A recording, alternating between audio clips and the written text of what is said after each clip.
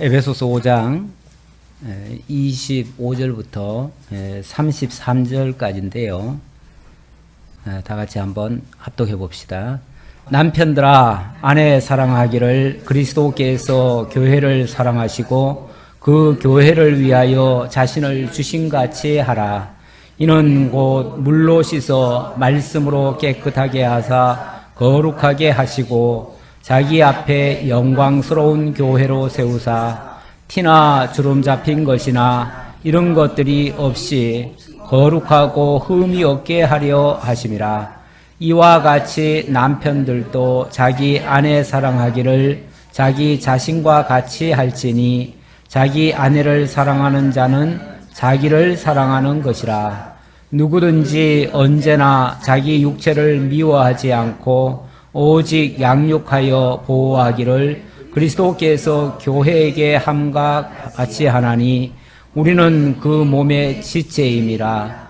그러므로 사람이 부모를 떠나 그의 아내와 합하여 그 둘이 한 육체가 될지니 이 비밀이 크도다. 나는 그리스도와 교회에 대하여 말하노라. 그러나 너희도 각각 자기의 아내 사랑하기를 자신같이 하고 아내도 자기 남편을 존경하라. 아멘. 지난 주간에 성경적 가족관이라는 타이틀로 2시간에 걸쳐서 말씀을 증거했습니다. 다시 한번 우리 가족의 개념을 다시 한번 기억하고 이 가족의 울타리가 되는 그 가정에 대해서도 한번 깊이 생각을 해보는 시간 다시 한번 좀 더 가지려고 합니다. 오늘 말씀은 그리스도와 교회와의 관계를 남편과 아내 관계로 설명하는 내용이다. 이렇게 말씀드릴 수 있겠습니다.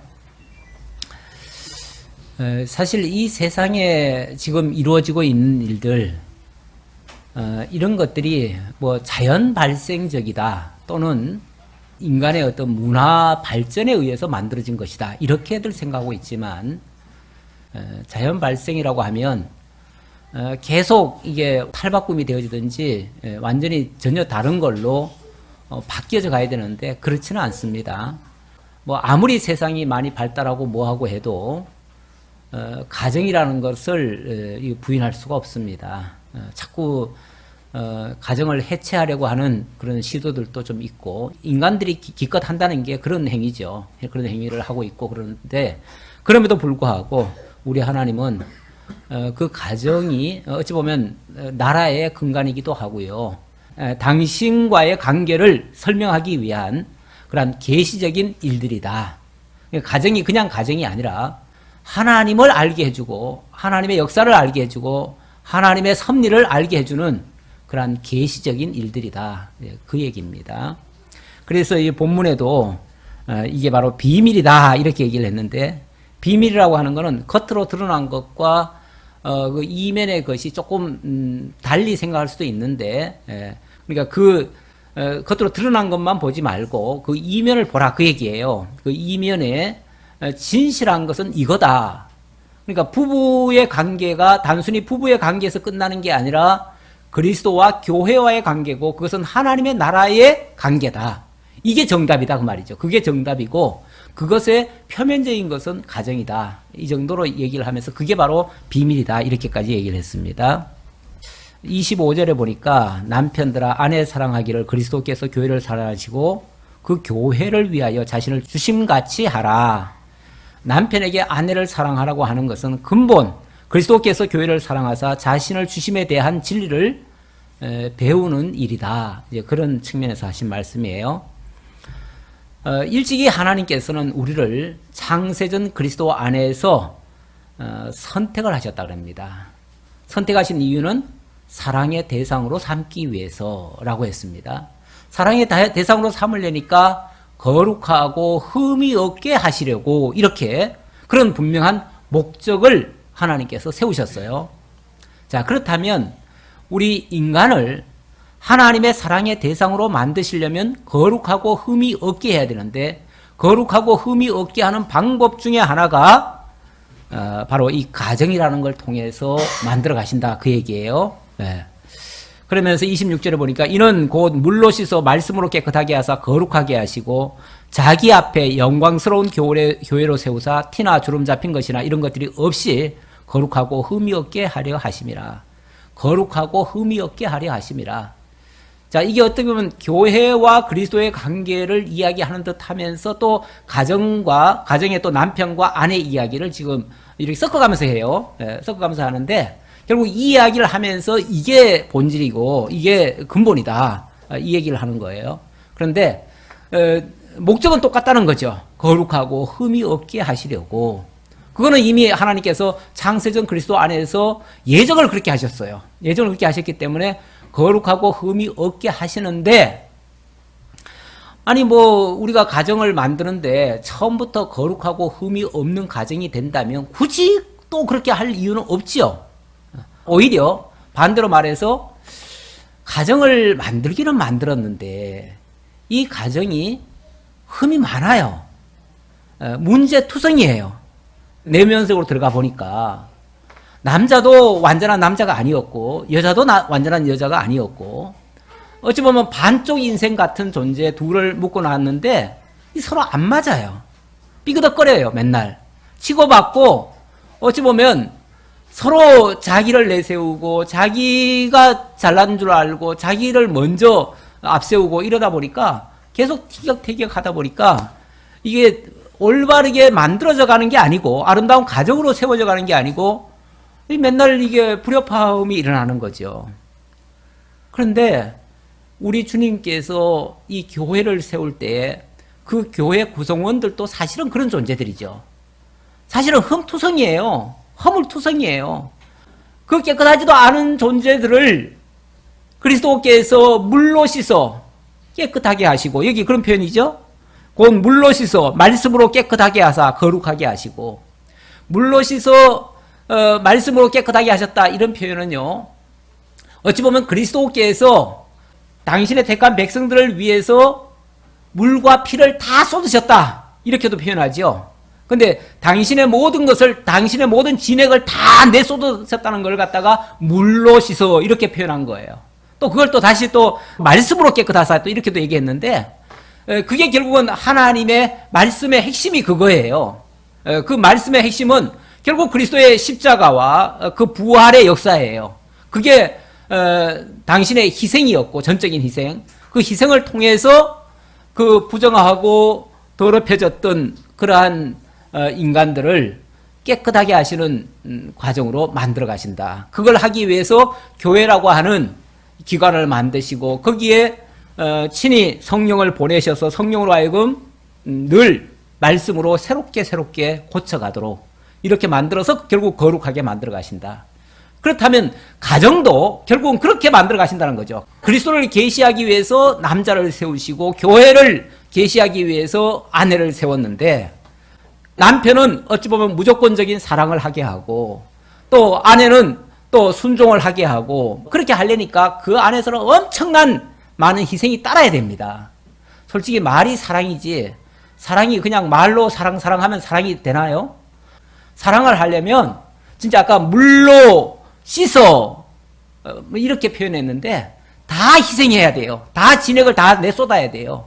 다 버리지 않고는 사랑이라는 게 이루어지지 않습니다. 그래서 결국 그렇게 하는 일을 하기 위해서 어찌 보면 남자들에게는 많은 수고가 따르도록 한 거예요.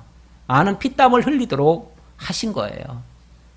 그리고 아내도 어찌 보면 순복을 하려니까, 순복이라는 것도 솔직히 좋아서 순복하는 거야 얼마나 좋겠어요. 그러나 어려운 일에 또 마뜩치 않은 일에 그 정말 순복을 한다는 거는 또 그것조차도 또 결국은 희생이에요. 그것도 엄청난 희생이 따라요. 많이 참아야 되고 견뎌야 되고 오래 모든 것을 다 인내를 해야 되는 그런 아픔이 동반되는 건데, 결국 그런 걸 통해서 거룩으로 나아간다는 거죠. 우리 집사님 아까 멘트 하실 때에 꽤나 잘한 것 같다 이렇게 뭐 사실 우리 각자가 돌이켜보면, 나라에 내가 뭐 얼마나 잘했겠나 싶지만은, 또 제3자들이 봤을 때는 많이 잘한 부분이 사실 또 있습니다. 뭐 식물을 하나 심어놨는데, 매일 가서 보면요, 안 자란 것 같아요. 그런데 몇 달 만에 한번 가보면요, 이만큼 푹 자라 있죠. 그러니까 매일 보면 안 돼요. 매일 보면 성질 급해가지고 쑥 뽑아버려요. 그래서 다 죽어버려요. 그래서 매일 보지 말고 이따끔 한 번씩 보면은 성장한 것을 볼 수가 있습니다. 그러니까 그렇게 하려면 우리가 참고 인내하는 과정이 필요한데, 목적이 뭐 잘하는 게 목적이 아니라 우리 하나님께서 가정을 통해서 거룩하고 흠이 없게 하신다 그랬잖아요. 거룩하고 흠이 없게 하시려면 거룩하지 못한 부분과 흠이 많은 부분이 사실은 많이 드러나는 게 정상이에요. 많이 드러나는 거를 점점 주름 잡힌 것이나 이런 것들이 없도록 이렇게 만들어 간다. 솔직히 뭐 흠투성이죠. 각 가정들 돌아보면요, 흠투성입니다. 어떤 사람들은 자기 집안만 맨날 그런 일이 발생하는 줄 알고 나는 치질이도 복이 없다 그러는데, 딴 사람도 말 안 해서 그렇지요. 말하기 시작하면은 나보다 더한 거 훨씬 더 많습니다. 사실은 다 있어요. 그거 없으면은 하나님의 자녀가 아니에요. 오늘 오전에 그랬잖아요. 책망과 징계가 없으면 사생자요, 하나님의 아들이 아닙니다. 그랬잖아요. 우리에게는 흠투성이가 있어요. 그러다 보니까 맨날 책망거리도 있고요, 징계거리도 있고요. 그런 게 또 아픔으로 다가오고요. 그게 내 문제만이 아니고 우리 가족의 문제이면서 결국은 하나님이 우리를 거룩하게 해가시는 그러한 일들이다라는 것을 이해하시면 되겠습니다. 그리고 28절에 보니까 이와 같이 남편들도 자기 아내 사랑하기를 자기 자신과 같이 할지니 자기 아내를 사랑하는 자는 자기를 사랑하는 것이라. 아내를 사랑한다고 하니까 왜 남자는 그냥 돈 벌어오기도 바쁜데 또 아내까지도 사랑해야 되냐?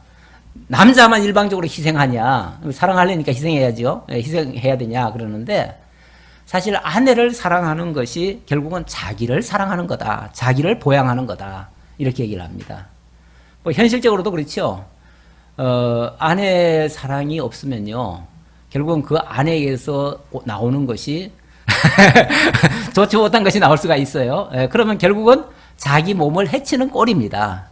아니, 자기 사랑해주지도 않는데 뭐 맛있는 거 해주겠어요? 좋은 거 하겠어요? 그러면 그게 결국은 자기한테 화살이 돌아오지요. 결국은 자기 몸을 보양하지 않는 겁니다.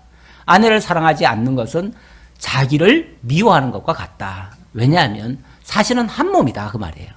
한 몸인데 내가 왜 희생해야 하고서 안 해주면 그 몸이 남의 몸인가요? 내 몸인데 결국 나를 해치는 결과가 되고, 자기를 사랑하지 않는 것, 그러니까 아내를 사랑하지 않는 것은 자기를 사랑하지 않는 것과 똑같다. 이렇게 표현합니다.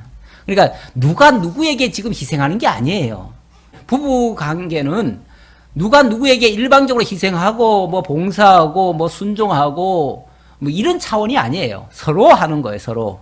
그러니까 결국은 남편에게 순복하는 것이 결국 그 아내를 또 존경하게 만드는 거고, 또 반대로 또 아내를 사랑하는 것이 그 남편이 존경받는 일이고, 서로가 서로를 존중하고 인정하고 이해하고 돕는, 그래서 결국 자기 몸을 살찌우는, 그리고 더 건강하고 아름답게 만드는 그런 일이다. 그래서 누구든지 언제나 자기 육체를 미워하지 않고 오직 양육하여 보호하기를 그리스도께서 교회에게 함과 같이 하나니 우리는 그 몸의 지체입니다. 한 몸이다 그 말이죠. 한 몸인데 꼴배기 싫다고 손발에게 안 도와주면은 결국은 그 손 빠지면요, 발도 힘들어요, 머리도 힘들고 결국은 다 힘들어요. 같이 힘들어요. 그러니까 안 도와주는 것은 결국은 자기 몸을 해야 할 뿐이다. 그러므로 사람이 부모를 떠나 그의 아내와 합하여 그 둘이 한 육체가 될지니 이 비밀이 크도다. 나는 그리스도와 교회에 대하여 말하노라. 사람이 부모를 떠나서 아내와 합하여 둘이 한 육체가 되는 것, 이건 정말 비밀이다. 하나님의 비밀이다. 무슨 비밀인가? 그리스도와 교회에 대한 비밀이다. 그리스도와 교회를 설명하기 위해서 계시적으로 보여준 것이 남편과 아내다. 그게 가정이다. 그 얘기예요. 그래서 우리가 가정생활을 잘 한다는 것은 결국 교회 생활을 잘하는 것과 같은 이치고요. 그 교회 생활을 잘한다고 하는 것은 우리가 하나님의 나라에서 정말 합당한 자로 살아가는 그런 토대를 마련하는 일이다. 그 말이에요. 이게 다 별개가 아니라 다 같은 것이다. 그러나 너희도 각각 자기 아내 사랑하기를 자신같이 하고 아내도 자기 남편을 존경하라. 우리 정말 참 우리 하나님께서 특별하게 원래는 뭐 하나님이 첫사람 지을 때 한 사람밖에 안 지었잖아요. 한 사람 아담 지어놓고 그 한 사람 아담을 홀로 거하는 것이 독차하는 것이 좋지 못하니 하시면서 잠들게 한 다음에 갈빗대 뽑아가지고 또 한 사람을 만든 거 아니에요. 그러니까 나중에 그 갈빗대로 만들어 놓은 여자를 데려오니까 막 너무 반가워가지고 내 살 중에 살이요 내 뼈 중에 뼈라다. 그리고 이거 내 거다 그 말이죠. 내 거다. 그러면서 막 반가워서 맞이하잖아요. 사실 거기서부터 자기 뼈니까 자기 몸이니까 자기 살이니까 얼마나 소중하겠어요. 얼마나 존귀하겠어요. 그래서 아껴주니까 그 몸된 그 여자도 따라주고 순복해주고 부족분을 채워주고 서로 돕는 배필처럼 그렇게 하는 거죠. 그러면서 한 가정을 이루게 하십니다.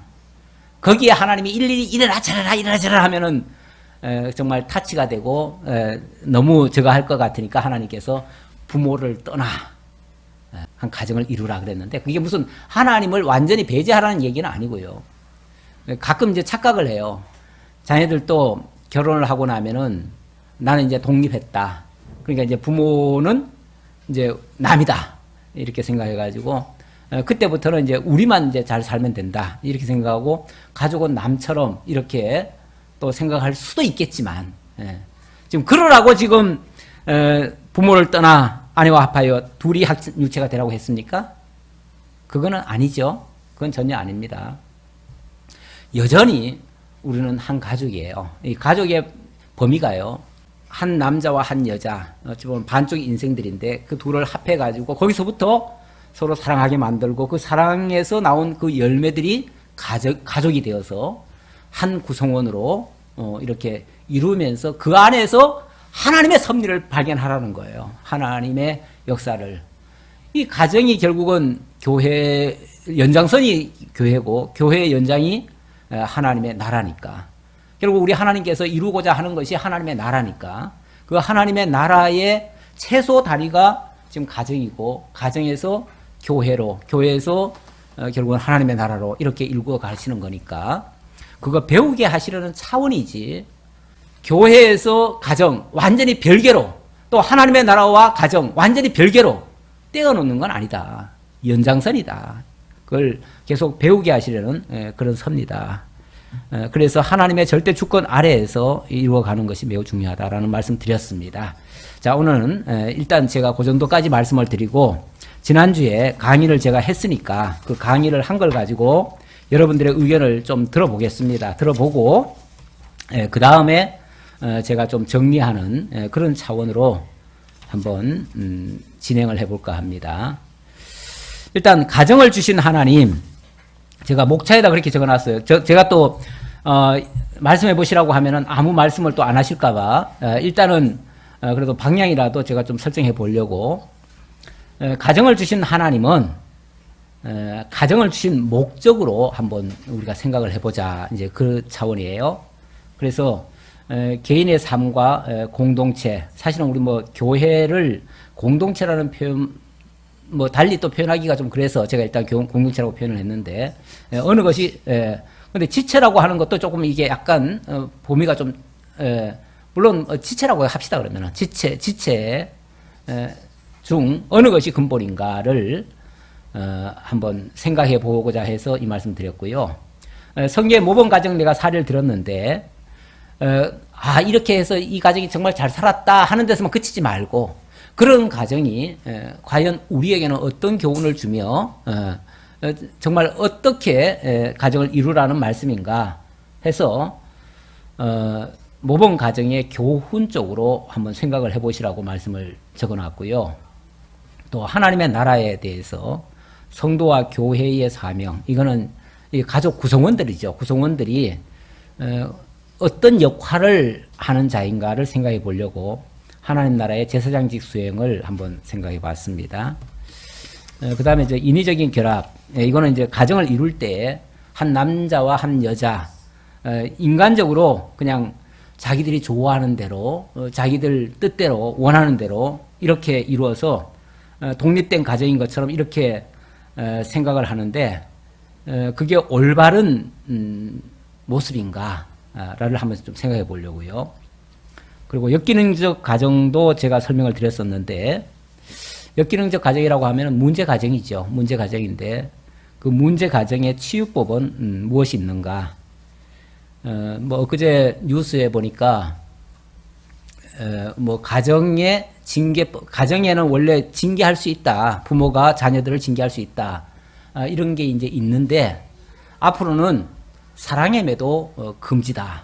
그래가지고 그거 금지법이 발의가 된다 그러더라고요. 그래가지고 앞으로는 정말 사랑의 매도 때려서는 안 된다.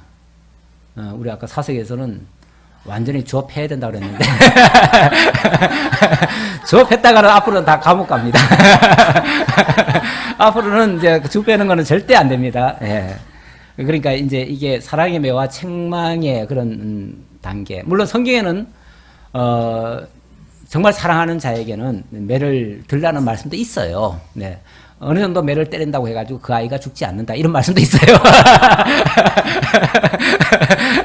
예, 그래가지고 사실은 성경에서는 그것도 뭐 미워서 때리라는 건 아니고요. 예, 정말 사랑의 매 정도는 성경에서도 말을 하고 있는데 그런 것들이 훈육인가 체벌인가라고 하는 것도 생각을 한번 잠깐 해보고 넘어갔으면 좋겠습니다. 만약에 그것을 사회법적으로 금한다면 우리는 교회는 어떻게 해야 되는가?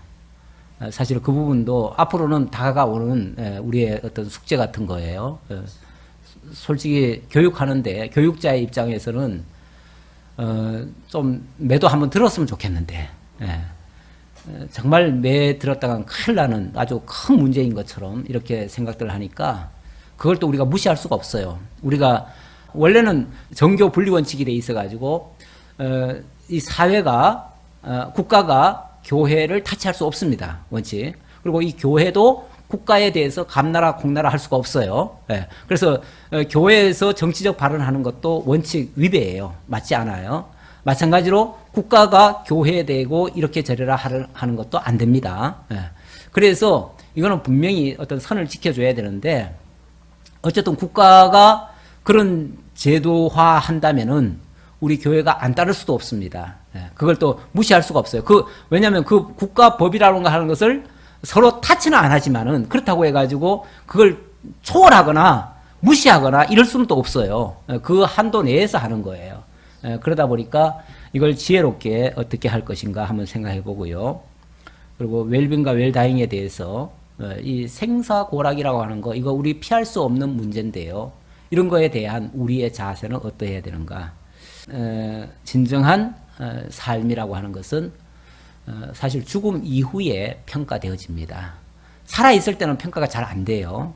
그래서 죽음 이후에 평가가 되는데 죽음 이후에 어떻게 평가되어지는 것이 올바른 것인가를 한번 생각해보는 그런 시간을 갖는데 어쨌든 제가 이렇게 던져놓습니다. 던져놓고 여기에 대해서 여러분들이 지난주에 말씀을 드렸으니까 거기에 대해서 하실 말씀을 좀 해주시면은 제가 마무리를 하도록 하겠습니다.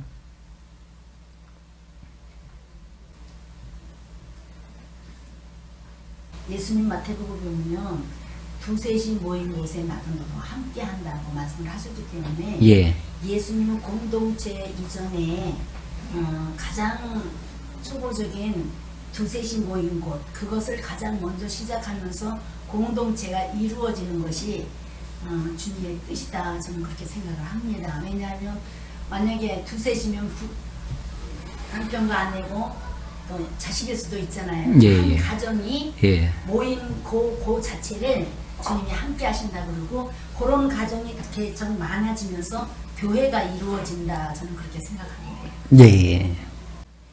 예, 뭐 정답을 주셔도 좋고 아니면은 내 의견을 주셔도 좋습니다. 우리 권사님의 말씀은 정답부터 먼저 주신 것 같은데 이제 우리가 토론을 위해서는 정답을 주셔도 물론 되겠지만 또 이제 어떤 문제점을 이렇게 이끌어내 주셔도 좋을 것 같아요. 예. 이 질문을 드린 그 이유라고 하면은요, 우리가 가정을 이룬다라고 했을 때 너희들끼리 잘 살아라, 이게 이제 초점이고, 인간의 어떤 행복, 그냥 그들이 행복하게 살아가는 거, 그걸 목적으로 삼는 경우가 많다 그 말이죠. 많기 때문에 당연히 행복하게 살아가는 것이 맞지요. 맞는데 그걸 위해서 남자와 여자를 짝지어 가지고 가정을 이루셨는가, 아니면 그 이전에 하나님의 어떤 뜻이 있는가, 이제 그걸 알기 위해서 한 말씀드린 거예요.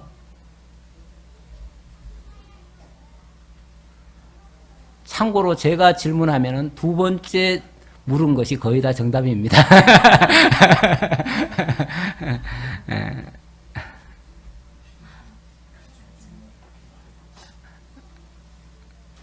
뭐 정답은 다 아시겠죠. 다 아시겠는데 정답을 묻자는 건 아니고요. 너무 뻔한 답을 가지고 자꾸 물으면은 이게 말이 안 나오지요.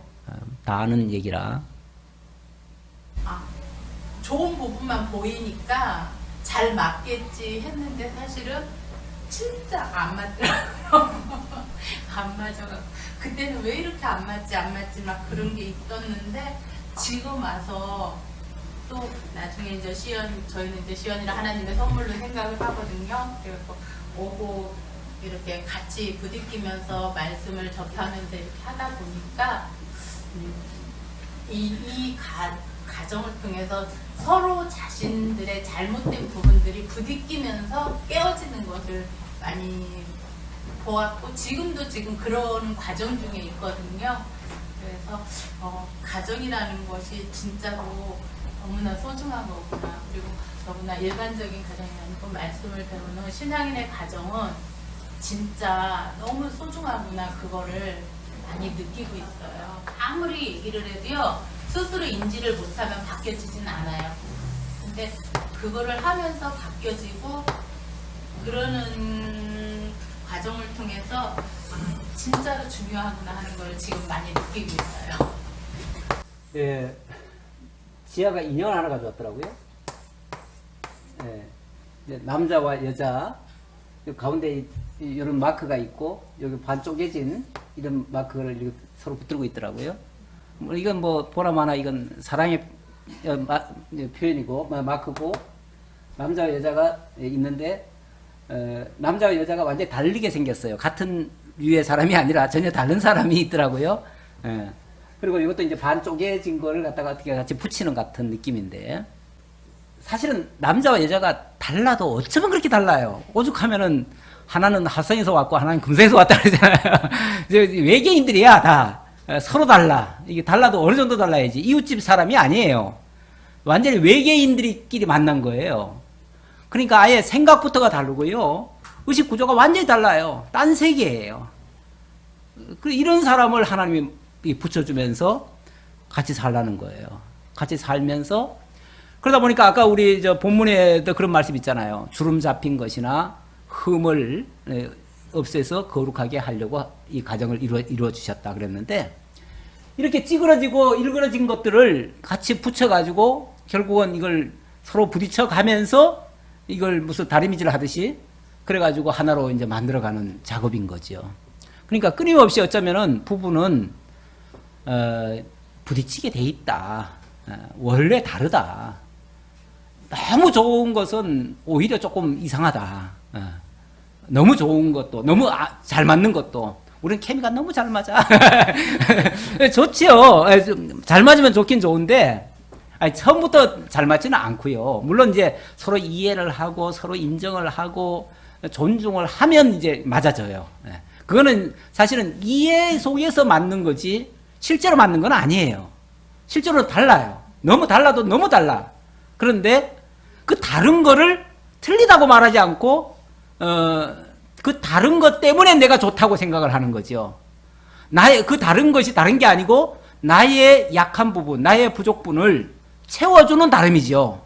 그러니까 정말 나와 다른 당신이 아니었으면 얼마나 정말 내가 힘들었을까 이런 생각도 들고, 그러니까 나의 부족분을 채워주는 거니까 훨씬 사실은 그 다른 게 좋은 거죠. 결과적으로는 이렇게 부딪히면서 결국은 하나로 만들어가는 거. 그래서 흠이나 주름 잡힌 거 다 없애는 그 역할을 해서 그걸 거룩이라고 그래요. 그러니까 이 거룩을 하나님이 만들어 가시기 위해서, 거룩이라니까 우리는 뭐 그냥 뭐 점점 빼는 거 정도로 생각하는데 점점 빼는 게 아니고, 이 수많은 부딪힘 속에서 사실은 새롭게 만들어낸 거예요. 아름다운 결실로 만들어내는 거, 그런 것이 바로 거룩이라고 할 수 있습니다. 자, 그렇게 만들어가는 작업이다. 뭐 두 분의 말씀을 다 종합하면 그 내용을 말씀하신 것이다 라고 생각이 듭니다. 또 뭐 다음 부분을 또 가지고 한번 얘기 좀 해볼까요? 성경의 모범 가정, 아브라함, 제가 지난주에 예를 들어서 아브라함, 또 모세 가정. 모세 가정은 제가 설명까지는 못 드렸어요. 못 드렸는데, 모세 가정 같은 경우는 사실 그 아버지 어머니가 그 애굽에 내려가 가지고 굉장히 극한 환경에 있었죠. 애굽 정부가 이스라엘 남자아이가 태어나면 다 죽이라고 하는 명령이 떨어졌어요. 그런 상황에서 자녀를 낳고 키운다는 것은 도저히 불가능입니다. 그런데 아이를 낳고 보니까 너무나 준수한 거예요. 그 준수하다는 표현은 그냥 잘생겼다가 아니라 정말 이 아이가 정말 하나님의 사람이고 하나님의 선물이고 하나님이 내게 맡겨주신 정말 소중한 존재다라는 걸 인식했다는 거예요. 인식하니까 그 아이를 도저히 버릴 수가 없는 거예요. 원래는 그 나라 정부의 법에 의하면 버리게 돼 있어요. 버리라는 거예요. 근데 도저히 버릴 수가 없는 거예요. 그래서 그 아이를 어떻게 해서든지 살려야 되겠다고 하는 그 일념으로 정말 온갖 그것을 다 무릅쓰고 그 아이를 지켜내죠. 지켜내는데 그것도 한계가 있잖아요. 아이가 점점 커지고 이러니까 나중에는 숨길 수가 없어요. 그래서 그때는 어쩔 수 없이 정말 하나님께 맡깁니다 하는 심정으로 갈대상자에 담아가지고 물에다 떠내려 보내잖아요. 그러면서도 그냥 내버린 게 아니고 그 누이를 보내가지고 그 아이가 어디로 떠내려가는지 누구를 만나게 되는지 다 살피게 하죠. 그러니까 끝까지 안 놓는 거예요. 안 놓고 끝까지 지키는 거죠. 지키다가 마침 공주가 와가지고 그 아이를 데려가잖아요. 그러니까 그 공주에게 가가지고 그 누이가 혹시 이 애기 유모가 좀 필요하십니까? 물어봐가지고 자기 엄마를 소개하잖아요.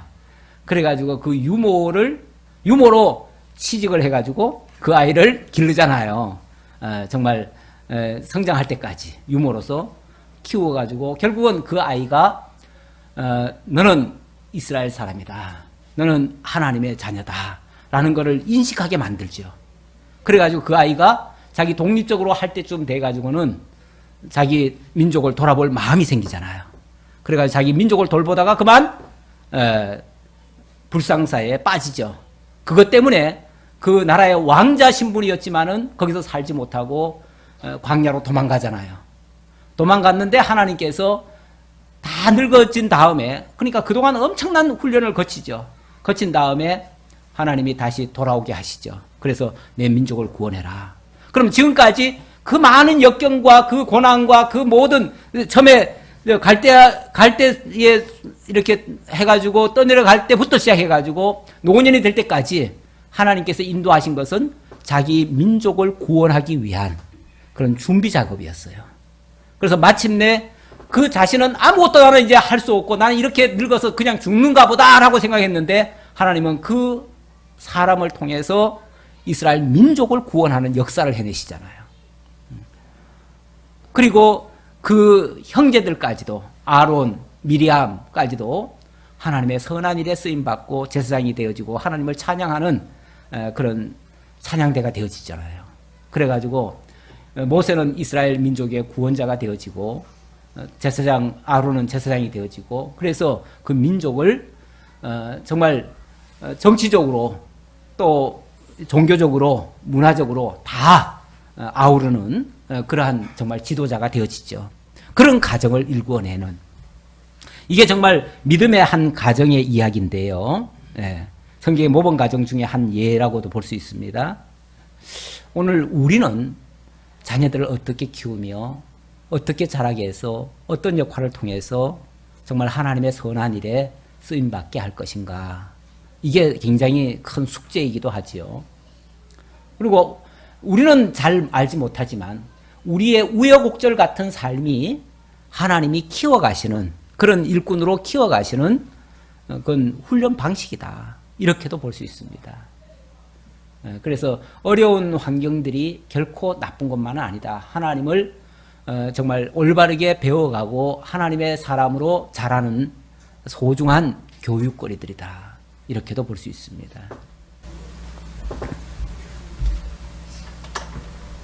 모범 가정에 대해서 표면적인 건 어떤지 모르는데 아까 오전 예배 때 목사님 말씀하신 것처럼 그러니까 죄를 짓도록 존중하신 하나님이라고 말씀하신 것처럼 가정에 대해서 좀 다시 저는 생각하게 됐는데요. 어제도 이제 모 드라마에서 가정에서 이제 아버지로서의 삶이나 엄마로서의 삶이나 아니면 자녀로서의 삶을 좀 완벽하게 이상적으로 사는 것이 모범 가정이라고 생각하는 그 오류에 빠져서 약간 이렇게 가정 자체를 이렇게 감옥처럼 이렇게 묶는 거에 대한 그 표현이 좀 나왔었어요.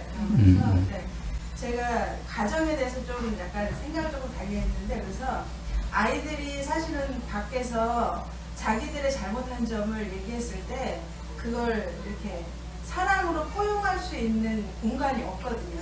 그러니까 학교 가서 얘기하면 선생님한테는 객관적으로 사실은 배제가 되고 뭐 학원에 와서 얘기할 때도 누가 그걸 들어주는 사람이 없는 거예요. 선생님들 사실은 그게 표면적으로 들어줄 수 있는 상황이 아닙니다. 근데 그게 사실은 가정에서 들어줘야 되는데 가정에서 만약에 그 아이들의 이렇게 뭐 허물이나 이런 걸 들어줄 수 없다면 그 가정이 사실 모범 가정이 될 수가 없다고 생각하거든요. 근데 그러려면 그 허물이나 이런 잘못된 점, 그러니까 본인이 잘못한 점이나 이런 걸 들어줄 수 있는 에너지가 있어야 돼요, 부모님한테. 근데 부모들도 사실은 지치고 마음에 그게 에너지가 없다면 아이들의 그 허점을 들어줄 수가 없거든요. 근데 사실은 제가 볼 때는 그 가정 내 모든 가족 구성원이 서로 허점을 얘기했을 때 그것을 다 들어줄 수 있는 그 가정이 가장 모범 가정이라고 생각이 들었거든요. 네. 진짜 이 사회라고 하는 곳은 어떤 기준이 있어요. 딱 박스를 짜놨어. 짜놓고 이 안에 들어와야 그게 바람직한 거고 모범이고 정말 잘하는 것처럼 여기서 벗어나면 이 틀에서 벗어나면은 그건 불량 학생, 불량 가족 이렇게 생각하지요. 근데 지난번에 제가 강의할 때 그런 얘기를 했어요. 이 가정만큼은 원래 한 몸에서 출발했기 때문에 서로 부끄러워할 게 없다. 그리고 모든 것을 다 내어놓을 수 있다. 그래서 사실은 다른 데서는 말을 못해도 다른 데는 왜냐하면 규격이라는 게 있으니까 그 규격이 틀리면은 틀리다고 정죄를 해버리니까. 근데 가족은 그냥 내 몸이에요. 내 지체예요. 그러니까 내 지체가 조금 못났다고 좀 잘못됐다고 그게 왜 허물이 돼요? 허물이 아니고 그게 상처일 뿐이죠. 상처는 우리가 싸매주는 거지. 그리고 그래서 무조건 가족은 무조건 한 편이다. 편 얘기했어요. 내 편이다. 이거는 뭐 잘하고 못하고가 아니라 무조건 내 편이다. 그래서 원래 나라의 법에도 그런 게 있어요. 법에도 뭐가 있냐면 가족에 대해서 만약에 뭐 잘못한 게 있어요. 그런데 경찰이 잡으러 왔어요. 근데 가족을 숨겨주거나 거짓말로 만약에 빼돌리거나 뭐 이렇게 해도 그건 죄가 안 됩니다. 가족에 대해서만큼은. 네. 남이 그렇게 하면은 그거는 은닉죄가 되고 뭐 잘못한 죄가 돼요. 그러나 가족은 그거 보호가 우선이에요. 가족은 가족을 보호해야 될 책임이 먼저예요. 그건 모든 것에 앞서 있어요. 그래서 가족한테는 어떤 경우에도 허물을 물을 수가 없어요. 책임 못 물어요. 가족은 무조건 내 편이어야 된다. 뭐 그렇다고 해가지고 가족이 막 엉망진창으로 하는데도 그냥 막 내 편만 들어서 가지고 얘기하라는 차원으로 얘기 들으시면 안 되고요. 잘못된 거는 분명히 얘기는 할 수 있겠지요. 그러나 밖에 나가서 누가 만약에 정죄하고 뭘 하는데 그 편을 안 들어주면 집에 와서 말 못하죠. 그래서 요즘은 아이들이 밖에서 무슨 사고를 쳤는데 집에 가면 분명히 야단칠 것 같으니까 집에 가서 말을 못하고 누구한테 얘기를 하냐면 친구들한테 가서 얘기해요. 근데 친구들은 왜냐하면 다 같은 또래니까 다 이해하는 수준이니까 친구한테는 말을 하는 거를 집에 가서는 말을 못해요. 요거는 이제 사실 좀 문제지요. 사실은 친구한테 말할 게 아니라 집에 와서 말을 하는 게 맞지요. 집에 와서 말할 수 있는 것이 가장 사실은 건강한 가족이라는 말이 동감이 갑니다. 저도. 예. 우리 하나님이 자관 가족은 그래서 한 몸으로 묶어놨어요. 그냥 한 몸으로 지체로. 이건 떼려야 때려질 수 없는, 이건 어찌 보면 천륜 같은 그런 걸로 지금 묶어놔가지고 떼어질 수가 없어요. 그래서 아까 제가 설령 분가를 해도 사실은 이게 완전히 떨어진 건 아니에요. 다만 분가를 해서 그만큼 자율권을 주고 스스로 개척해 나가도록 어찌 보면 배려고 존중이고 인정이고 이런 차원이지 완전히 이제는 끝이다. 너하고는 별개다. 이게 아니라는 거죠. 완전히 단절이 아니라는 거죠. 애들을 포용하려면 가정은 부부지간에 먼저 소통이 먼저 돼야 된다고 하거든요. 예. 근데 이제 신앙생활 자체도 부부가 통합이 안 되면 신앙생활 자체가 갈등이 오니까 가정적으로 이제 편안한 그 상태가 될수록 필요하고 자꾸 생기게 되거든요. 근데 부부지간에 먼저 작은 일서부터 좀 서로 소통되는 그 관계가 이루어져야 교회에 나와서도 서로 이제 이루어질 수 있는 관계를 맺어갈 수 있는데 그 부부는 원래 무촌이죠. 예, 무촌이고 자식은 일촌이에요. 예. 아무래도 거리감이 약간 있지요. 부부 간에 먼저 자관 하나가 되지 않으면은 자식에게는 그 악영향이 갈 수밖에 없긴 해요. 그래서 부부 간에 일치 운동, 통합 선언문을 작성하셔가지고 날마다 같이 외치고 우리 이렇게 하나 합시다. 우리 둘로 나뉘지 맙시다. 이런 어떤 각오를 다짐할 필요는 있을 것도 같아요. 부부 간에 잘 지내는 것은 맞다. 틀리지만 틀린 것을 잘 맞추려니까 서로 인정할 수밖에 없는 거예요. 인정하고 존중하고 그 자체를 귀하게 여기고 그래서 내가 필요하고 그래서 당신이 필요한 거야. 사실 남자는요. 여자분들이 정말 당신 때문에 내가 이렇게 인정받고 사실 남자는요. 아내가 인정해주면요. 그 이상 다른 거 바라는 거 하나도 없어요. 그러면 정말 자기 죽는 줄 모르고 다 희생합니다. 다 쏟아 놓습니다. 인정만 해주라고요. 남자를. 남자가 좀 단순해요. 사실 그렇게 복잡하게 그렇게 구성이 안 돼 있어요. 여자분들은 조금 복잡해요. 무시하려고 하는 게 아니고 그거를 좀 무시했다고 받아들이는 그런 경향이 아니 뭐 있어요. 당연히 그러리라 생각하시고 그냥 존중해 주시라고요. 그다음 인위적인 결합. 이거는 이제 가정을 그러니까 쉽게 말하면은 부부부터 출발하는 거니까 어떤 아내를 어떤 남편을 맞이할 것인가 이제 거기서부터 출발이 잘 돼야 된다는 거죠. 이게 인위적인 결합이라고 하면은 결국 자기 좋은 대로 자기 원하는 대로 자기 생각대로 자기 눈에 보기 좋은 대로 이쁘다고 결혼해버리면은 그 값을 치러야 돼요. 나중에. 그래서 그런 차원이 아니라 정말 올바른 가족이 어떻게 구성되는 것이 바람직한가를 생각해 보는 건데 한번 의견들을 좀 얘기해 보시죠.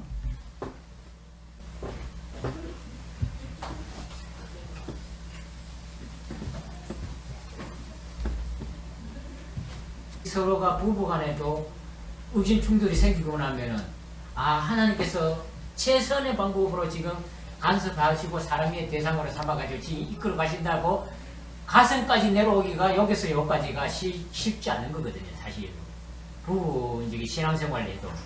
그런데 이러한 문제가 짝가정들은 어떻게 한 걸까? 조심하겠죠. 신앙생활하고 안 하고 그 차이에서도 엄청나게 심할 텐데 그러한 문제를 뭐 지사님 나름대로 이게 하나님이 최선의 방법으로 안 믿는 남편을 안 믿게 해서도 그러한 상황 준 것도 하나님의 최상의 사랑의 표현으로 지금 이끌고 가신다는 것을 터득했기 때문에 나름대로 이제 이해를 하고 이게 터득하고 넘어가겠지만 그렇지 않다면은 이게 속에서는 저런 왼수덩어리 이래 생각할 수도 있을 문제가 생기거든요. 또 많이 들립니다. 어느 목사님이 그렇게 기도하더라고요. 하나님 이게 최선이십니까?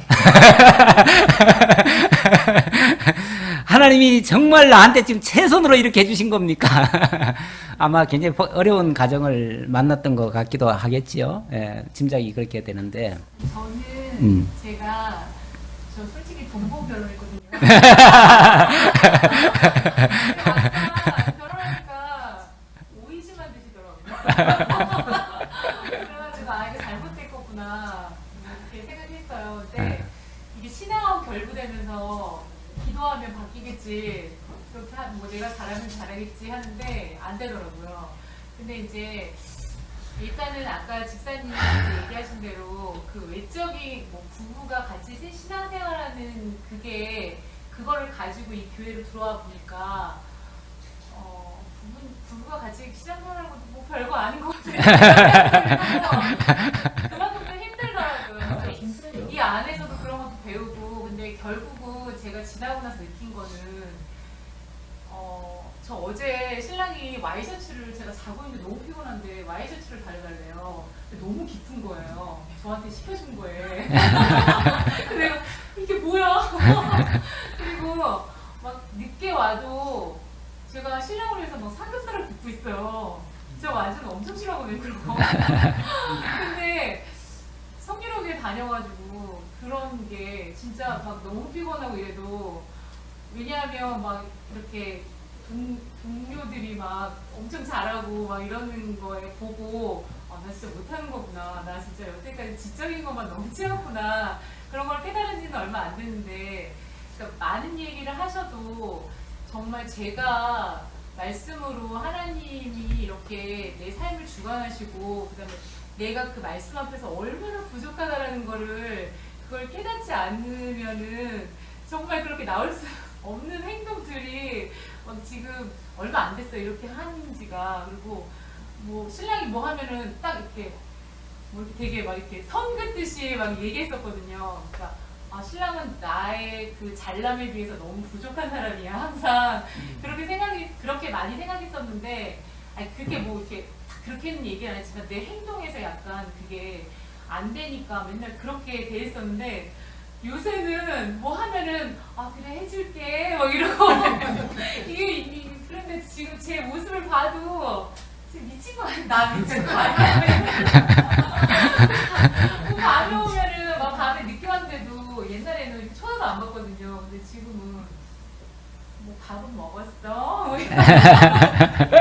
이렇게 되는데 진짜 좀 그렇게 많이 바뀌었어요 삶이. 그래서 근데 이제 전체적으로 봤을 때는 정말 저는 벌써 이혼했으면 10번을 이혼했을 거예요. 근데 이제 나중에 돌아보니까 그리고 저는 순간 너무 불안했어요. 왜냐면 제가 애들한테 돈으로도 못 가요. 이거 가르치잖아요. 그럼 신랑이 옆에서 그게 말이 되는 거야? 이렇게 가르쳐요. 그러니까 처음에는 내가 확실하게 모르니까 우리 애들 이렇게 잘못되면 어떡하지? 막 그런 걱정과 불안 이런 게 많았었는데 그러니까 이렇게 하면서 가정이 이렇게 기도하고 이렇게 단단해지는 그러니까 화목해지는 그런 모습이 조금은 보여요. 옛날에는 신랑은 거의 말도 안 하고 막 이러니까 막 애들도 불안해하고 그랬었는데 지금은 그냥 되게 좀 유연해졌어요. 그러니까 저는 너무 감사한 거죠. 그리고 진짜 변해지더라고요. 그래서 그런 게 감사하더라고요. 제가 아까 하나님 이게 최선입니까? 라고 기도했다는 말씀 드렸는데 사실 우리는 이렇게 함에도 불구하고 하나님이 계속 어려움을 주시는 걸 통해서 정말 이게 최선입니까? 라고 질문하고 싶은 때가 있어요. 사실 뭐 죽을 때까지 안 믿는 남편도 있을 수 있고요. 또 뭐 좀 더 극단적으로 표현하면은 저 북한에 있는 가정 같으면은 북한에도 믿는 사람이 좀 있긴 있거든요. 근데 그런 사람들이 정부의 그 엄청난 압박이 오는데 그 가운데서 자기 혼자 신앙, 누구도 옆에도 못 전해요. 가족들한테도 못 전해요, 솔직히. 그런 상황에서 하나님 이게 최선입니까? 정말 이렇게밖에 물을 수밖에 없는 상황인데 어쩌면 죽을 때까지 그렇게 갈 수도 있어요. 근데 문제는 하나님께서 어쨌든 당신의 택한 백성들을 그런 환경에 던져놨던 저런 환경에 던져놨던 그 가운데서 그를 거룩하고 흠이 없게 만들어 가시는 게 목적이지 무조건 그 가족을 전부 다 구원하는 데 목적을 둔 거는 사실은 아니에요. 그러니까 경우에 따라서는 뭐 끝까지 가족 중에서 안 믿는 사람이 있을 수도 있어요. 외짝이 될 수밖에 없는. 근데 그 외짝이라면은 사실은 엄청난 자기로서는 그게 핍박이에요. 어떻게 보면은. 그렇죠? 외짝은 다 핍박을 당하고 있는 중이에요. 근데 그 핍박 속에서 정말 하나님을 더 간절하게 또 찾기도 하고 이 핍박이라고 하는 게 또 나쁜 것만이 아니고 나를 더 하나님 앞에 가까이 하게 하시는 또 하나님의 섭리이기 때문에 그렇게 본다면은 뭐 좀 그분이 구원을 못 받는 거에 대해서는 안타까움이 있긴 하지만은 그것 때문에 내가 절망할 일은 아니다. 어쩌면 그것도 하나님의 최선이시다. 이렇게도 볼 수 있다 그 말이죠. 그래서 어떤 이렇게 박스 정해놓고 거기 틀에 맞춰가지고 이래야만 된다라고 하는 대원칙은 솔직히 없습니다. 원칙은 없고 우리 하나님이 각자를 이끌어 가시는 방법은 다 다릅니다. 다만 우리가 이제 굳이 만약에 지금 결혼을 아직 안 한 세대도 있으니까 결혼 안 한 세대에게 만약에 좀 권면을 하고 싶다면 내가 이미 겪어봤잖아요. 안 믿는 사람과 솔직히 아까 돈 보고 결혼했다고 하셨는데 앞으로도 마찬가지예요. 돈 보고 결혼할 사람 많아요. 예. 돈 보고 결혼하든지 아니면은 인물 보고 결혼하든지 어떤 그 배경 보고 결혼할 사람 많아요. 그런 경우에는 반드시 이런 고난이 온다는 거를 산 체험을 증거하는 거죠. 예, 이것도 복음이에요. 그들에게. 왜냐하면 그렇게 알려줘야 그들이 정말 우리 결혼의 기준은 그게 아니었구나. 정말 우리 사람이 좋은 대로가 아니라 정말 하나님이 기뻐하시는 방향으로 가야 되겠구나. 사실은 뭐 엄밀하게 만약에 뭐 책임을 묻자면은 결혼할 때부터 잘못된 거야. 만약에 책임을 묻자면은 하나님 탓이 아니에요. 내가 그런 어떤 어찌 보면 잘못된 판단, 우리는 어차피 우리 삶이라고 하는 게 순간의 판단과 그런 것들이 10년도 좌우고 100년도 좌우해요. 이런 어떤 어려운 결정을 내가 한 거예요. 거기에 대해서는 누구를 탓할 수 없는 거예요.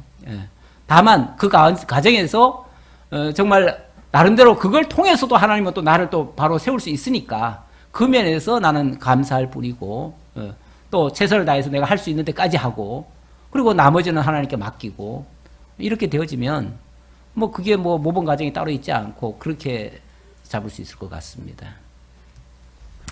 뭐 처음부터 뭐 그런 걸 원리를 다 알아가지고 그렇죠. 없죠. 예. 솔직히 우리는 한 발짝 늦었죠. 우리는 한 발짝 다 늦었는데 그래서 이런 교육을 하는 거는 여기 젊은이들도 있으니까 그리고 이제 앞으로 자녀들한테도 교육을 시키려면은 이런 걸 어떤 기준을 삼아서 교육을 시키면 내가 겪었던 것을 좀 되풀이는 하지 않겠지 하는 그 바람은 있지요. 있는데 사실은 그렇게 가르쳐도 또 그 되풀이 하더라고 보면은 또 꼭 되풀이 해요. 예. 예, 쉽지는 않아요. 그러니까 결국은 그게 자기에게 태워진 십자가라고도 볼 수 있어요. 자기 몫이라고도 볼 수 있어요. 저는 주변에서 제 나이대가 그래서 그런지 이 또래 애들도 그렇고 그런 질문을 많이 받는 것 같아요. 이게 어떻게 결혼할 사람인지 아냐고 많이 듣거든요. 부모님들이나 뭐 결혼 안 한 친구들이 내가 남자친구를 그냥 사귀었는데 결혼 상대로 어떻게 아냐고 그러더라고요. 결혼 먼저 했으니까 받는 질문인 것 같아요. 그랬을 때 저는 그냥 그러니까 주로 안 믿는 친구들이 주위에 더 많으니까 그 친구들한테는 내가 맞춰나갈 마음이 드는 사람이면은 일단은 많이 걸러줄 것 같다고 그렇게 설명을 해주고 하는데 지금 요새는 제가 듣는 그러니까 요새 제 좀 보는 거가 어떻게 항상 그러니까 저는 좀 자주 망각을 하고 사는 게 있는 것 같아서 이게 꼭 이렇게 두드려 맞아서 돌아오게끔 상황이 이렇게 처해지더라고요. 그러니까 두드려 맞기 전에 좀 항상 깨어 있어서 제대로 있고 싶은데 이거 어떻게 깨어 있을 수 있는지 좀 구견을 듣고 싶어요. 많은 선배들은 지금 쫙 하면 되는데요. 안 돼도 그래? 시간이 얇은 것 같아요. 자관 모든 문제의 답은 지엽에 있지는 않아요. 지엽에 있지는 않고 근본으로 거슬러 올라가 봐야 돼요. 그러니까 근본 하나님의 뜻이 어디 있는가, 근본 하나님이 무슨 목적으로 가정을 세우는가, 거기로 이제 풀어보면, 거기에다 대입을 해가지고 만약에 풀어보면은 어느 정도의 답은 좀 나오지 않겠는가라는 생각이 드는데, 왜냐하면 지엽으로 뭐 이런 일이 발생했는데 이건 어떻게 할까요, 저렇게 할까요? 그건 상황마다 다 다르기 때문에 그 얘기할 수도 없고 얘기해도 안 맞아요, 그거는. 그래서 이래라 저래라 하는 거는 사실은 좀 안 맞는 얘기 같고, 그래서 근본으로 돌아가 보면 우리 자신의 어떤 행복을 위하다기보다도 하나님을 배우기 위한 거다. 만약에 그렇게 거슬러 올라가 보면 결국 하나님 배우려고 하면 일단은 하나님을 좀 아는 사람이면 더 좋겠죠. 아는 사람이면. 그러면은 일단은 믿는 가정이라야 될 것이고, 믿는 가정에서 이제 이런 식으로 이제 좀 역으로 하나님 시각에서 이렇게 좀 이렇게 보면 기준이 좀 나오지 않겠는가.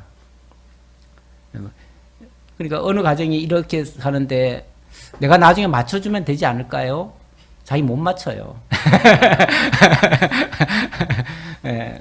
왜냐하면 자기 하나도 관리하기 힘드는데 남한테 맞춘다는 거 너무 어려워요.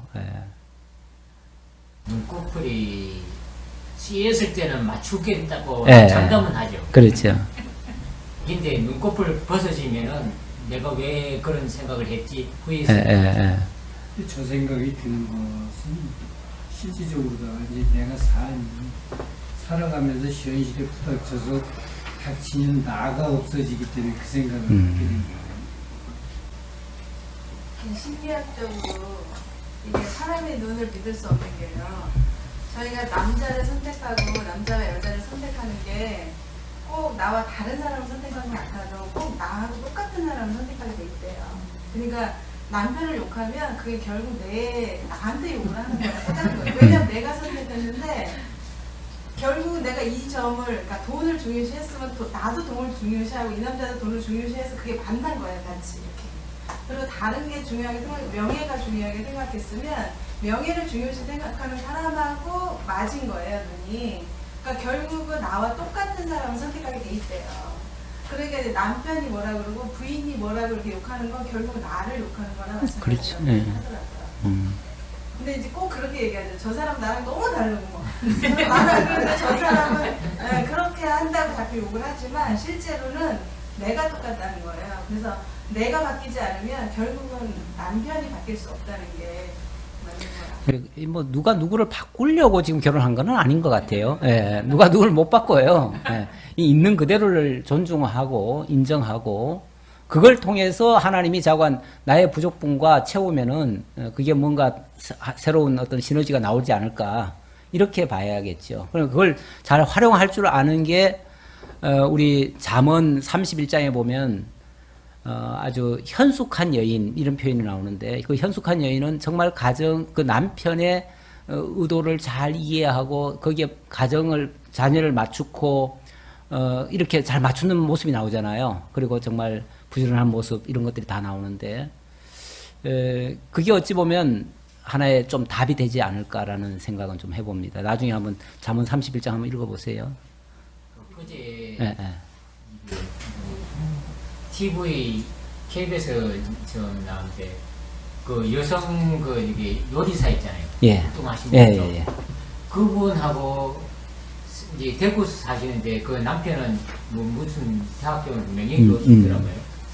그분이 나와서 오랜 동안 그 엄청 싸우고 했던 얘기를 좀 하시는데 지금 바뀌어졌느냐? 바뀌어진 게 하나도 없대요.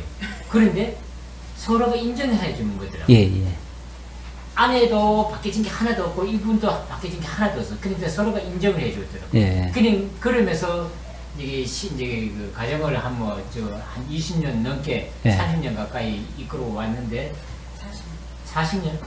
근데 바뀌어진 건 하나도 없는데 서로 인정되니까 이제는 이제 그게 맞아 돌아가는 거예요. 그렇죠. 그 우리도 이게 아직도 뭐 이게 부족하지만은 인정하지 못한 부분이 있으니까 아직도 그러니까요. 예. 지극대극한 거 예, 수도 예, 있겠다 이런 것도 예. 생각하게 되더라고요. 같은 신앙에서 같이 보고 살고 있어도 내가 바뀌었다 그러지만 실제 겉면에 봤을 때 바뀐 거지 내면까지 진짜 바뀌어가지는 않아요. 내면이 안 바뀌면 겉에요 안 바뀌어요. 왜냐면 속에서 바뀌었기 때문에 겉에 나타나는 거죠. 근데 말로는 왜 바뀌었다는 게 바뀌었대요. 그 겉으로는 나타난 게 하나도 안 바뀌네. 사람이 저마다 어떤 목표의식이 있을 거예요. 나름대로 뭔가 목표를 세워놨을 거예요. 근데 이제 아내나 남편이 나를 도와가지고 여기를 갔으면 좋겠는데 안 따라오는 거예요. 그러니까 사실은 이건 목표는 내 욕심으로 세운 거거든요. 했는데 왜 안 하냐는 거야. 왜 이쪽으로 가려고 하는데 왜 안 가냐. 좀 해다오. 왜 협조 안 하냐. 이런 거예요, 결국은. 안 맞다는 게, 안 따라온다는 게 그런 거예요. 근데 이 목표 자체가 사실은 잘못된 목표예요. 이런 거 세우면 안 돼요. 예, 이런 거 세워놓으면 그것 때문에 계속 티격태격이에요. 세우지 말고 하나님이 지금 나와 이렇게 뭘 맞춰놨는데 나를 지금 어떻게 이끌고 가실지 몰라. 하나님이 지금 이끌어 가시는 대로 우리는 그냥 따라가겠다. 하나님 우리를 인도하소서. 우리는 따르겠나이다. 그리고 남편이 만약 안 따라오면 이 길이 아닌가벼. 그리고 딴 데로 가는데.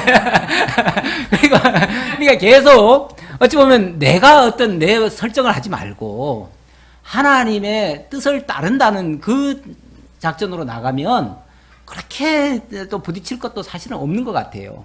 그리고 뭘 세운다고 해가지고 그게 뭐 진짜 뭐 엄청나게 좋은 거 만들어지는 것도 아니에요. 나중에 가보면 신기루 쫓은 거야. 허망해요. 그거 잃어봤자 소용없어요, 솔직히. 그러니까 우리가 근본적으로 자꾸 결국은 뭐 우리가 아니라고 하지만 욕심을 다 가지고 있어요. 자기 계획을 다 세워놓고 있어요. 우리 지난번에 그 나쁜 그 가정이 어떻게 만들어지냐 하면은 자기 눈에 이쁜 여자 찾았잖아요. 첫째, 자기 배우자가 이뻐야 돼. 멋있어야 돼. 그게 첫째였고, 두 번째가 뭐였어요? 세 번째는 마음에 항상 악할 뿐임을 보시고 그랬잖아요. 마음에 항상 악한 계획을 가지고 있더라는 거죠. 악한 계획이 이런 엉뚱한 계획을 세워놓고 있는 거예요. 그래놓고 거기에 안 따른다고 자꾸 구박을 하는데 상대방을 남편이 왜 그거 하러 나왔나? 나한테? 그거 하라고 온 거 아니에요. 하나님은 거룩하고 흠이 없게 하시려는 거 나한테 붙여준 거지. 이거 하라는 거 아니에요. 어떤 일 목표가 아니에요. 일은 사실은 해도 그만 안 해도 그만 이거 해봤자 말짱 헛거예요. 그냥 나하고 부딪혀가면서 거룩하고 흠이 없게 하시려고. 어쩌면 목표라면은 거룩하고 흠이 없게 하는 거예요. 하나님 앞에 깨끗한 존재로 정말 이 다음에 살 거는 정말 영원히 하나님과 살 거예요. 하나님 남편과 살 건데 뭐 세상 남편은 어찌 보면 그때까지 나로 하여금 거룩하고 흠이 없게 하시는 과정으로 만들어가는 중이에요. 거기에 쓰여지는 어찌 보면 그 역할하는 담당자지. 잘못 말하면 또 내가 도구냐 그럴까봐. 근데 그게 하나님의 본 뜻이에요. 우리는 영원한 하나님과의 관계를 생각을 해야지. 이 땅에 남편과 아내와 뭔가를 이루어내겠다고 하는 그게 항상 악할 뿐임을 보시고, 우리 하나님이 그러잖아요. 내가 뭐 어디 가가지고 무슨 사업을 하고 그래서 어떤 부자가 되리라. 악한 자들아 이러잖아요. 네. 그런 자들을 그런 자들을 악하다고 그래요. 악하다가. 네. 네가 뭔데? 바람만 불면은 오늘 밤에라도 꺼져버릴 인생이 무슨 계획을 세우느냐. 오히려 그렇게 얘기를 하잖아요. 네. 우리는 하나님의 뜻에 순복하는 가정으로 세우는 것이 가장 좋은 가정이다. 저 같은 경우에는 가정이 끝났잖아요. 혼자 사니까 가정이라는 게 끝나서 지나가는 날을 이렇게 좀 생각하게 돼요. 그러면 우리는 둘 다 믿는 자였지만 이정원 목사님이나 김경 장로님 말씀하신 것처럼 같아지지를 않았어요. 끝까지 우리가 끝까지 그 사람 가기 전까지 마음이 같아졌느냐? 마음이 안 같아졌어요. 달랐어요. 어떻게 다르냐면 우리 가는 길이 이쪽 길이고 이쪽으로 우리 아파트 들어가는 길인데 내가 이쪽으로 가면 그 사람 이쪽으로 가요. 그래서 왜 그리 가냐 그러면 누가 빠르니 한번 해보려고 이쪽으로 가면 같이 안 가요. 이쪽으로 가요. 나는 이 길이 더 빠를 것 같아서 이 길을 가자면 자, 그러면 나 이쪽으로 가고 싶으면 이쪽으로 좀 가봐요. 그러면 아니야 난 이쪽으로 가고 이쪽으로 가버려요. 그럼 혼자 저는 이대로 또 좀 남편을 따라가느냐 안 따라가요. 전 또 이대로 가요. 그러면서 끝까지 믿음 안에서 하나가 되지 않았다. 사람끼리. 믿음으로 예수를 믿는 믿음은 같이 갔지만 결국은 서로는 마음이 합쳐지지는 않았다. 그게 지금 생각하면서 무슨 생각은 지금 북으로 살고 있는 부분들이 계시잖아요. 여기. 전해드리고 싶은 거는 예수 닮아가야 되겠다. 너도 예수 닮아가고 나도 예수 닮아가고 그렇게 가다 보면 하나 되지 않겠는가 그런 생각을 하면서 잘해주라고 싶은 생각이 더 많이 들어가요. 살아있을 때 남편이고 아내가 살아있을 때 너도 예수 닮아가고 나도 예수 닮아가서 아름다운 심령으로 같이 합해지는 거 그게 가장 아름다워지는 것이 아닐까 그러면서 피차 사랑해주고 가고 싶어요. 권사님 제가 그 말씀을 듣는 중에 딱 생각난 게 그래요. 내 그분도 그분이지만은 권사님이 좀 제가 욕심을 부리고 같이 따라가면 되시지만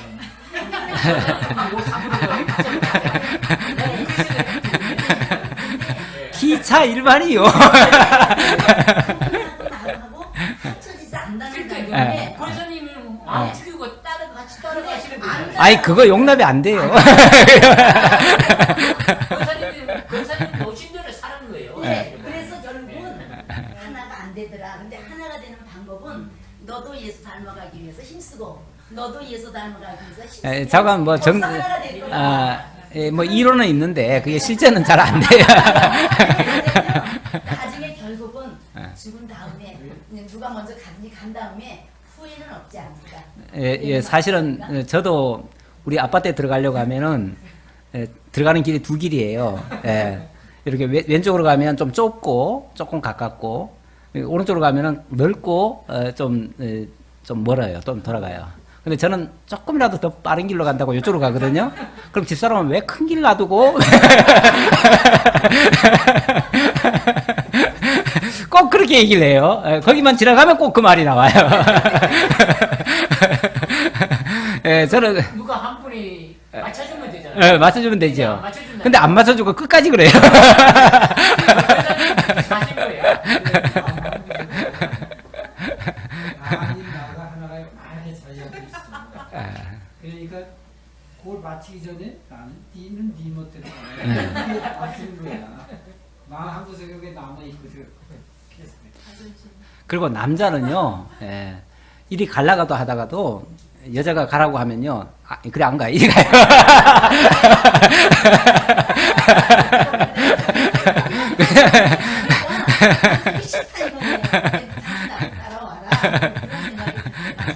당신이 내 말 들어야지. 내가 왜 당신 말 듣냐. 이런 어떤 자존심 같은. 서로가 그런 거지 뭐. 근데요, 많이 사랑해 주시고 이해해 주시고 지금 같이 부부로 사시는 분들은 그렇게 살아야 된다는 생각이 후회가 많이 돼요. 후회가 그렇게 이럴 때는 좀 그렇게 내가 좀 해줬으면 좋았을까.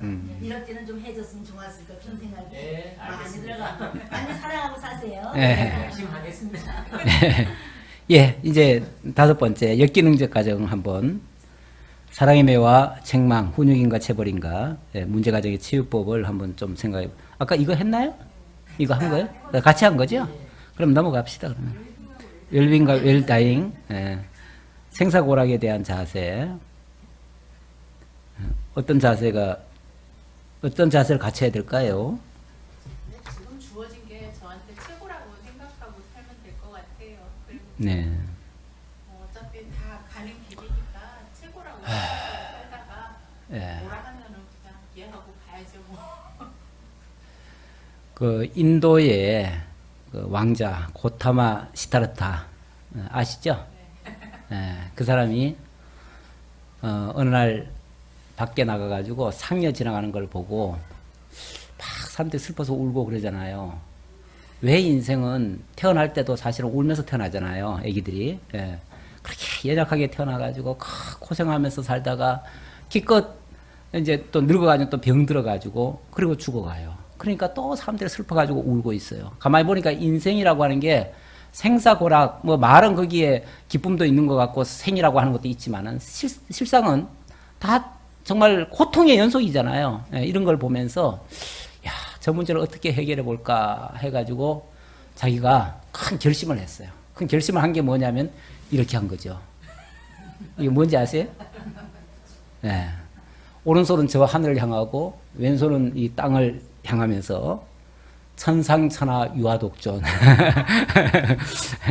그렇게 얘기했어요. 천상천하 유아독존 3계 계고 아당인지 그랬는데 천상천하에서 가장 존귀한 자는 나다. 내가 가장 존귀하다. 그러면서 내가 이 3계에 있는 모든 고난의 문제를 내가 다 평안하게 하리라. 이런 결심이에요. 자기 선언에 쉽게 말하면 내가 이렇게 하겠다. 이 모든 3계, 저 하늘에 있는 문제들, 이 땅에 있는 문제들, 저 지하세계에 있는 모든 문제들 내가 다 해결하겠다. 내가 가장 존귀한 자이기 때문에. 그래서 자기가 그 문제를 해결하겠다고 출가했잖아요.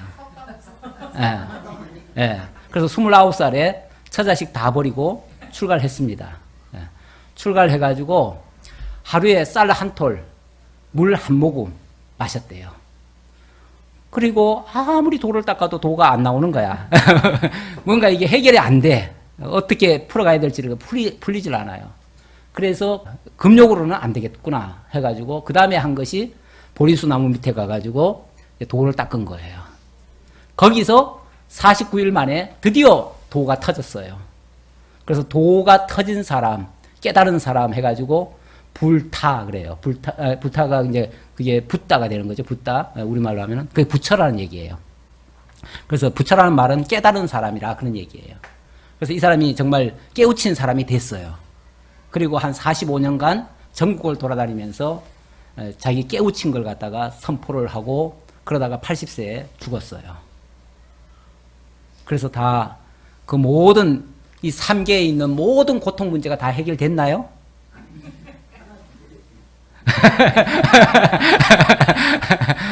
정작 화려한 말잔치는 했는지 모르겠는데 하나도 해결된 건 하나도 없어요. 하나도 없어요.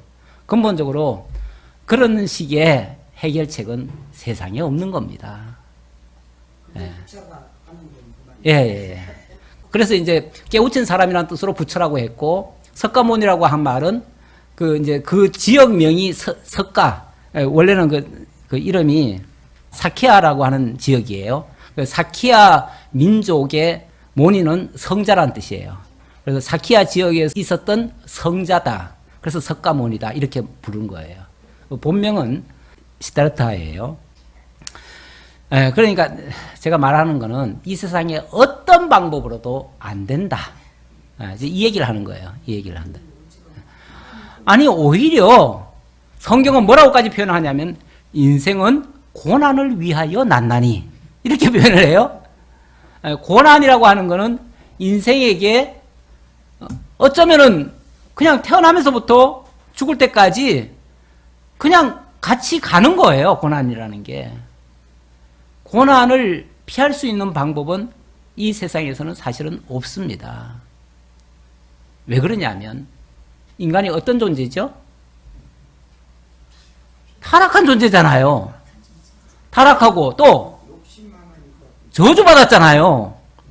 타락하고 저주받은 존재가 어떻게 고난에서 벗어날 수가 있어요. 하나님이 그 저주할 때 뭐라고 저주했냐면 너는 죽을 때까지 뭐 하리라? 이마에 땀을 흘려야 되고 그래야 겨우 먹고 살 것이고 어찌 보면 또 여자는 또 해산의 수고가 있을 것이고 온갖 고통이 있을 것이라고 하는 예언을 했어요. 하나님이. 인생을 향해서 하나님이 그렇게 선언을 하셨어요. 그대로 지금 인생이 살고 있는 중이에요. 이걸 벗어날 수 있는 유일한 방법은, 그래서 이 땅에서 어떻게 해결할 수 있는 건 없어요. 이거 해결하려면은 정말 하나님과 함께 해야 돼요. 하나님 안으로 들어가야 돼요. 하나님의 나라에 들어가야 온전히 이루어져요. 그러면 이 땅에서는 그러면 영원히 그러면은 불구고 이게 정말 운명처럼 이렇게 살아야만 되는가?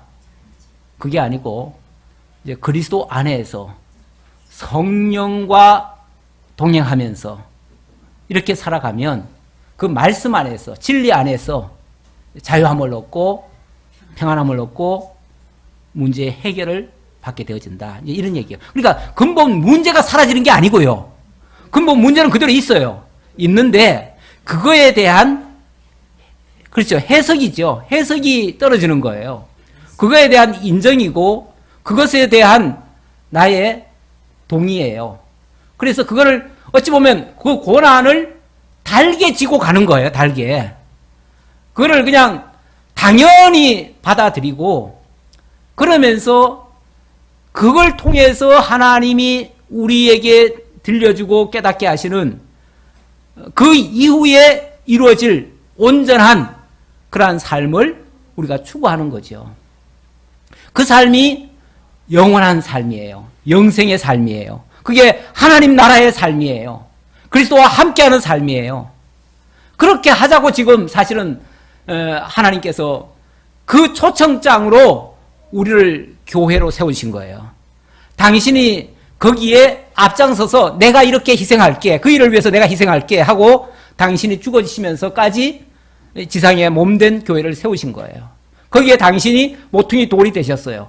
거기에 벽돌처럼 우리가 연결만 되어지면 우리가 함께 그 나라의 백성이 되어지고 그 안에서 살게 되어져요. 제가 지난번에 도피성 이야기를 했는데 가정은 어떤 면에서 도피성이다 그랬어요.